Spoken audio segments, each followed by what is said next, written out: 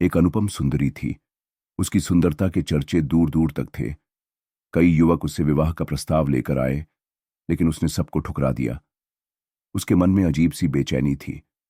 हर रात वह एक अनजाने पुरुष का सपना देखती। वह उसे एक पुराने बरगद के पेड़ के नीचे खड़ा देखती, उसकी ओर देखता हुआ जैसे उसकी आत्मा उसे पुकार रही हो। एक दिन गांव में एक तांत्रिक आया। स्त्री ने उससे अपने सपनों का अर्थ जानने की विनती की। तांत्रिक ने अपनी साधना से उसके पिछले जन्म के दृश्य दिखाए। वह जानती है कि सपनों में दिखने वाला व्यक्ति उसका पति था, एक वीर योद्धा जिसने पिछले जन्म में उसे पत्रु से बचाने के लिए प्राण त्याग दिए थे। अब वह अधूरी मन्नत और कर्म बंधन में बंधा पितृलोक में अटका हुआ था। योद्धा की आत्मा को मुक्त करने के लिए स्त्री ने पवित्र नदी का रास्ता चुना।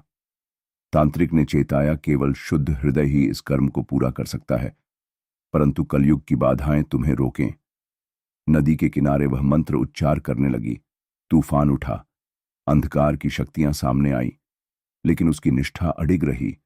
योद्धा की आत्मा प्रकट हुई और उसने अंतिम अनुष्ठान पूरा किया।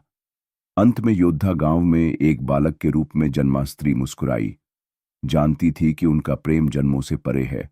वह समझ गई कि हर प्रेम हर जन्म में पूर्ण नहीं होता, लेकिन इस जन्म में उसका प्रेम बलिदान में है, और यही उसकी सबसे बड़ी विजय है।